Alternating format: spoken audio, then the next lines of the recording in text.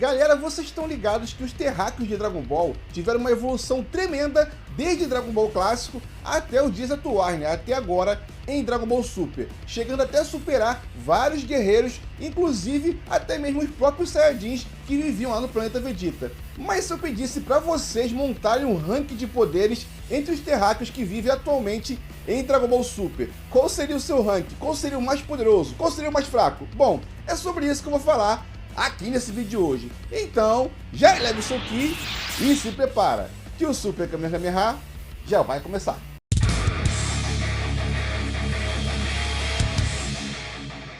Salve galera, aqui é o Rafael, sejam todos bem-vindos ao canal. E se você já curtiu o tema, já vai deixando o seu Super Kamehameha no like, para dar aquela moral, e não esquece de se inscrever no canal e também ativar as notificações, para ficar por dentro de vídeos de notícias, análises, curiosidades e muito mais que envolve todo o universo Dragon Ball. E se você quiser ajudar ainda mais, entre para o nosso grupo de membros e compartilhe esse vídeo com os amigos que gostam de Dragon Ball, assim como vocês.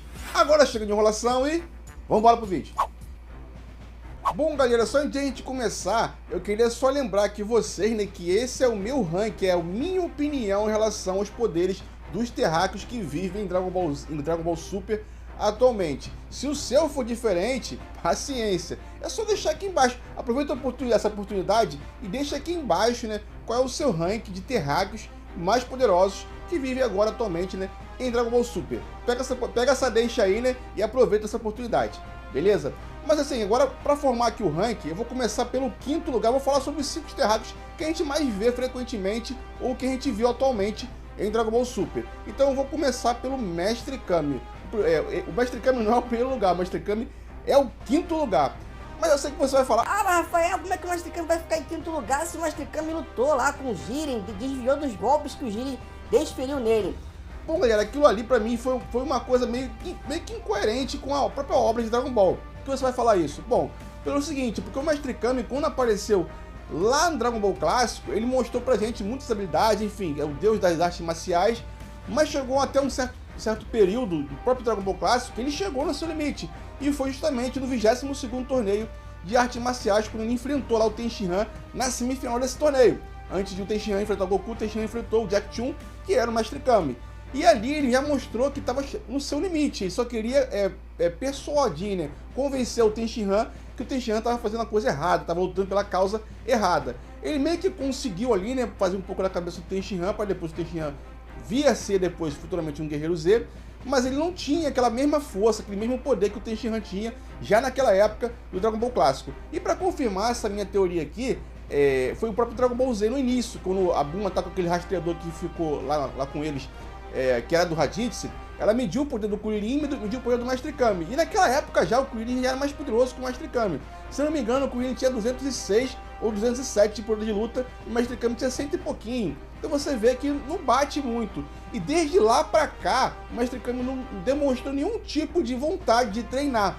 Ah, mas ele treinou antes do Torneio do Poder. Mas galera, o tempo foi mínimo, foi coisa assim, foi rápido, passou muito rápido. Entendeu? Tanto que o Goku teve que recrutar a galera tudo meio que na pressa, né? O Mestre Kami foi praticamente o último, junto lá com o Tenshinhan, e depois o último foi o Freeza, que foi em cima da hora. Mas enfim, o que eu quero mostrar aqui pra vocês é que não faz sentido ele fazer aquilo ali.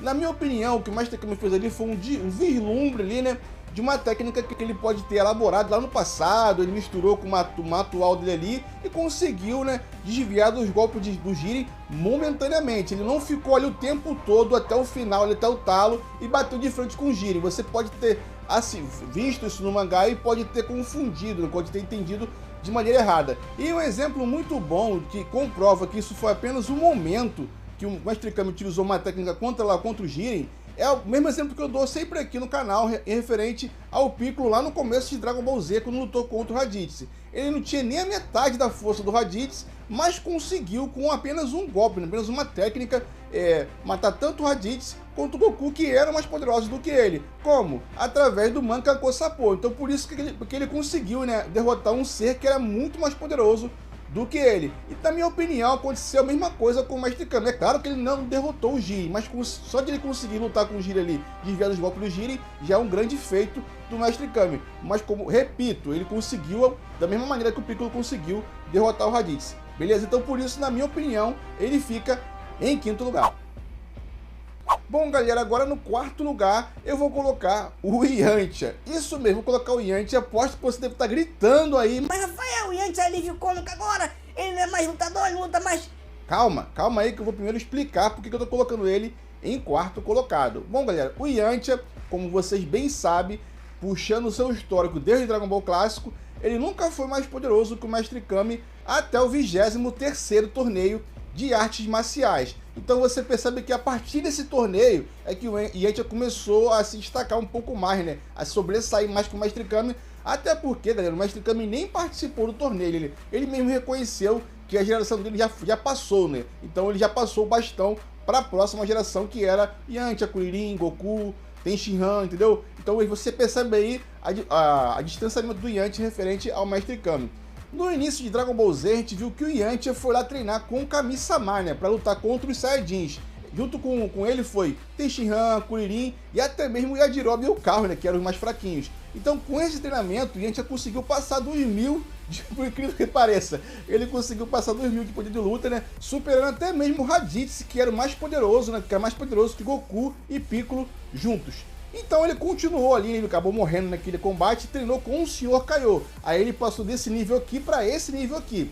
Então ele já conseguiu ter um poder de luta bem considerável, né? E bem distanciado referente ao Mestre Kami, que parou com os treinamentos desde o final, desde o 22º torneio em Dragon Ball Clássico. Então você vê que não tem como o Mestre Kami competir com o Yantia, que pô, já era um guerreiro que já sabia voar, enfim, fazia bastante coisas e principalmente treinou com grandes mestres em alto nível para superar em muito em poder de luta o Mestre Kami. Então por isso o Yantia fica em quarto colocado nos terráqueos mais poderosos de Dragon Ball.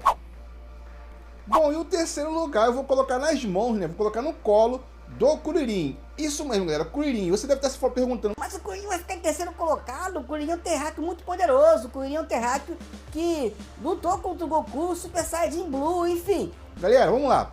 Analisando o Kuririn desde Dragon Ball Clássico, se você traçar um paralelo, você vê que o Kuririn, ele era sim um guerreiro poderoso, um cara fora da média, fora da curva ali, né? Ele chegava a rivalizar com o Goku lá quando ele surgiu pela primeira vez e foi treinado pelo Mestre Kami. Mas se você for seguir mais à frente e colocar o Kuririn entre os guerreiros Z que participaram do Dragon Ball Clássico e Dragon Ball Super, Dragon Ball Z também, você vê que é o seguinte, o Kuririn, ele sempre esteve abaixo, tirando o Goku, é claro, ele esteve abaixo ali do Ten Shinhan, e o Yantia, ele rivalizava com o Yantia em poder, só que a gente não viu nenhum combate entre o Kuririn e o Yantia lá no Dragon Ball Clássico, infelizmente a gente não viu esse combate, mas em Dragon Ball Z a gente viu que ele teve um desenvolvimento muito bom ali, né? Treinou com o Kami-sama, assim como o Yantia e tem Shinhan e Kaos também, tem o Yajirobe também, né? Para lutar contra os Saiyajins. Teve um feito muito grande quando ele explodiu todos aqueles Sabaimans ao mesmo tempo, só que a gente tem que notar ali que quando ele derrotou os Sabaimans foi uma explosão, um momento de fúria que ele teve, assim como o Gohan tem, né? Só que, claro, o Kuririn é bem mais fraco do que o Gohan, mas o momento que ele teve de fúria pela morte do Yantia, ele acabou ficando muito nervoso e eliminando vários Sabaimans ao mesmo tempo. Então, depois disso daí, o Kuririn foi para Namekusei, teve aquele desbloqueio de poder pelo Patriarca, que foi muito maneiro aquela parte ali, e aquele desbloqueio de poder pelo Patriarca foi uma forma que eles tiveram de aumentar o poder do Kuririn, já que ele não foi treinar com o Sr. Kaiô. Essa foi a jogada que eles tiveram na época. Já que os guerreiros Z, no caso, que morreram lutando contra os Saiyajins, que foi Yantia, Ten Shinhan e o Kaos, foram lá para o planeta do Sr. Kaiô treinar, como o Kuririn não foi, ele teve esse upgrade dessa maneira pelo Patriarca, que foi muito maneiro, na minha opinião. E após a saga Freeza, ele treinou para se preparar para a chegada dos androides, né? A gente percebeu ali que ele treinou durante 3 anos, lá com o Mestre Kami, meio que no Miguel ali, né? Para se preparar para a chegada dos androides. E foi a última vez, né, de fato, que a gente viu o Kuririn treinando para valer, né? Por uma sobrevivência em Dragon Ball. Por que eu tô falando isso? Porque após a saga Cell, ele passou 7 anos ali tranquilão, de boa, com a 18, é claro, né? Então por isso que ele não teve bom motivo para não precisar treinar, enfim, para não treinar na verdade. E só voltou aos treinamentos quando ele ficou sabendo do 25º torneio de artes marciais, que foi o torneio que aconteceu, né, lá no início da saga de Majin Buu. Então, mas aquele período que ele treinou ali foi um período meio que light, mesmo que tenha sido com a Android 18, ele treinou ali mais pra ficar ali no Miguel com a 18, e até porque também, ele nem queria participar na verdade. quem queria participar para ganhar um prêmio em dinheiro era 18, que o Kuririn já estava sem esperança nenhuma em querer participar, até porque ele reconhece, né, o nível que ele se encontrava naquele momento. E após esse treinamento lá na saga Majin Buu, ele só treinou depois para participar do Torneio do Poder, que, repito aqui, foi um treinamento muito rápido, muito express, assim como foi do Mestre Kami, assim como foi da galera no modo geral, porque foi muito em cima da hora o aviso, né, para eles participarem do Torneio do Poder. Então, assim, e em relação ao Kuririn lutar lá com o Goku Super Saiyajin Blue e conseguir derrotar o Gohan num combate ali, como se fosse eles estivessem fazendo uma simulação do Torneio do Poder, galera, vamos lá. Com o Gohan, eu já automaticamente já respondi aqui agora, aquilo era uma simulação do Torneio do Poder. O Kuririn não derrotou com golpes, com porradeiro, o Gohan. Ele derrotou o Gohan na estratégia de torneio. Isso que seria? Ele usou o Taioken, ele cegou o Gohan ali e botou o Gohan pra fora da arena ali de combate imaginária. Em relação ao Goku Super Saiyajin Blue, galera, assim, eu sei que essa cena é filha, mas teve um produtor recentemente que falou que cenas filha não existe filha em Dragon Ball. Tudo faz parte do canon. Então, já que se isso realmente faz parte do canon, o Goku e o Super Saiyajin Blue não fez sentido algum naquela cena. Mas se eu quisesse dar uma desculpa em relação a isso daí, eu diria que o Goku não lutou pra valer, até porque a gente sabe que num torneio de artes marciais, ou do poder também, não se pode matar o adversário. Então quem estava treinando ali na verdade era o Goku, não o Kuririn. Então o Goku tinha que treinar o seu nível de poder, baixar o seu nível de poder para lutar com um adversário mais fraco do que ele, derrotar ele, mas sem matar. Então o Goku não conseguiu controlar a esse ponto e por isso o Kuririn achou uma brecha e conseguiu bater de frente com ele. Então a galera se confunde muito, né, em relação a esse combate do Kuririn com o Goku Super Saiyajin Blue. Então por isso, na minha opinião, o Kuririn fica em terceiro colocado, né, entre os guerreiros, entre os terráqueos mais poderosos de Dragon Ball. Na segunda posição, eu vou colocar o Tenshinhan. Isso mesmo, galera, o Tenshinhan. Antes que você venha me falar, mas o Tenshinhan não é terráqueo, o Tenshinhan é alienígena, ele faz parte daquele clã dos 3 olhos. Bom, galera, a parada é o seguinte, o Tenshinhan, ele não faz parte do clã exatamente, ele não é alienígena diretamente. Como assim eu posso explicar isso pra vocês? Bom, o Tenshinhan, ele é um descendente da raça do clã dos 3 olhos. Mas no caso do Tenshinhan, esse clã dos 3 olhos, né, é uma raça é um clã que foi muito antigo mesmo. Então assim, passaram-se várias gerações, né, até que surgisse lá o Tenshinhan. Então o Tenshinhan, por exemplo, ele pode ser filho de 2 terráqueos, tranquilamente, mas ter lá os genes desse clã que viveu há muito tempo atrás, né, na história de Dragon Ball. Ah, e lembrando que quem disse que ele é um descendente foi o próprio guia oficial, não sou eu que estou falando não. Então já que o guia disse que ele é um descendente, essa conclusão que eu chego do Tenshinhan ser sim um terráqueo. Agora falando sobre o poder do Tenshinhan, que é o que nos interessa aqui no caso, e é por isso que ele vai ficar na segunda posição aqui do meu ranking de terráqueos mais poderosos de Dragon Ball.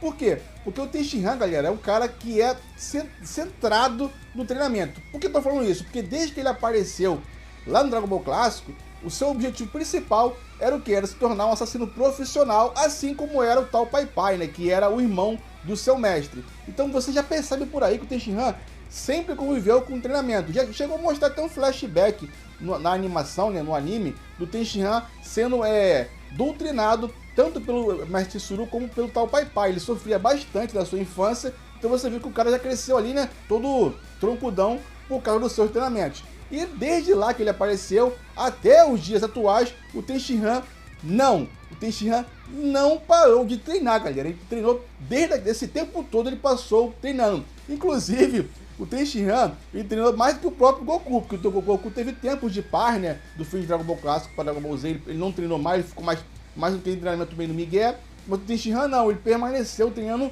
duro, tanto é que ele abandonou, né, a Lante lá, né, ele não quis saber da Lante justamente por causa desse treinamento que ele executava frequentemente.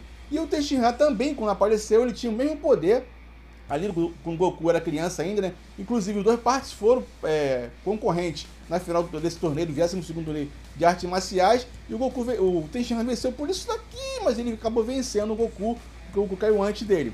Enfim, depois ele treinou lá com o Mestre Karin, também treinou lá com Kami-sama, para lutar contra os Saiyajins, e após isso também treinou com o Sr. Kaiô. Teve um grande upgrade de poder e e continuou com o seu treinamento. Então assim, por isso que eu coloco o Tenshinhan como um dos guerreiros mais poderosos, como um dos guerreiros praticamente o mais poderoso, né? Eu vou falar primeiro, mas vai ficar para depois, é claro. Mas o Tenshinhan, para você ter ideia, o Tenshinhan ele conseguiu ali parar o céu na segunda forma, galera. Então assim, é complicado você não colocar ele nessa posição acima do Kuririn, porque o pessoal fala, o Kuririn é mais forte que o Tenshinhan nessa polêmica aí. Mas o Kuririn não é, galera. O Kuririn parou de treinar. O Kuririn não seguiu com os treinamentos, assim como o Tenshinhan seguiu. E como o Tenshinhan já era mais forte que o Kuririn desde que apareceu lá no clássico, não tem como um cara que continua treinando frequentemente ser superado por um cara que abandonou os treinamentos. Isso é impossível. Ainda mais quando são dois terráqueos. Se fosse um Saiyajin parado e um terráqueo, aí eu falei, pô, o Saiyajin vai ter mais potencial, por isso é mais forte. Mas já que são dois terráqueos competindo ali em nível de poder aqui nesse meu jogo aqui, eu coloco o Tenshinhan bem acima do Kuririn por causa desses motivos. Inclusive, assim, a técnica do que o Kuririn tem, que o Kuririn mais usa, que é o Taioken, foi feita lá pelo Tenshinhan. Então vê que o Tenshinhan tem muito mais, além do Tenshinhan ser mais poderoso, ele tem muito mais habilidade que o próprio Kuririn. Como eu disse aqui agora, cara, ele parou o céu na segunda forma. Ele não derrotou o cel, mas ele conseguiu deter o cel com o seu Kikoho. Então não tem como. Ele enfrentou lá o Super Buu, né, o Butenks. Ele não fez nada, mas ele conseguiu desviar um golpe do Butenks lá que ia na direção do Dendê. Então você percebe que os feitos do Tenshinhan são muito maiores do que o do Kuririn. Claro, o Kuririn cortou lá a cauda do Freeza, mas ele só cortou a cauda do Freeza. Então pegou o Freeza distraidão lá, coisa que o Tenshinhan também faria tranquilamente se tivesse essa oportunidade. Então por isso eu coloco o Tenshinhan aqui na segunda posição dos guerreiros, dos terráqueos mais poderosos de Dragon Ball. Bom, galera, em primeiro lugar, eu acho que vocês já sabem que eu vou colocar aqui, e é claro que vai ficar o Ubi, galera. Não tem como o Ubi não ser o primeiro colocado, até porque, além de ele ser um terráqueo, ele é a reencarnação do Kid Buu, né? Todo mundo sabe disso aí, quem não sabe fica sabendo aqui agora. Então, o que ele demonstrou ali no End of Z, no final de Dragon Ball Z, que ainda assim é canônico, ninguém se pronunciou em relação a isso aí, então eu considero o End of Z sim canônico. E também ele teve uma presença assim, uma participação muito rápida ali, né, na saga Moro, agora no mangá de Dragon Ball Super, e o Ubi não tem como ele não ser mais poderoso que tudo isso que eu falei aqui agora.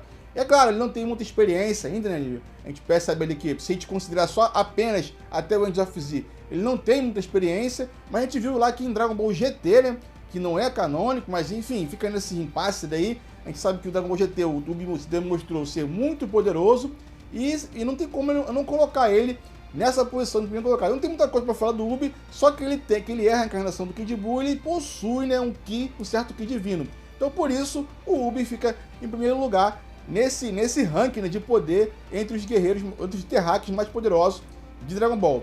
Mas é claro que essa é só a minha opinião. Agora eu quero saber a de vocês. Deixa aqui embaixo nos comentários o que você achou desse ranking que eu montei aqui de poder.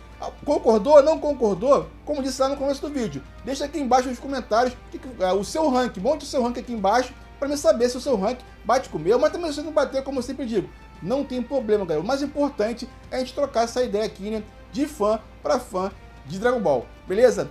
Muito obrigado por me acompanhar até o final desse vídeo. Eu fico por aqui. E para vocês, um Kamehameha!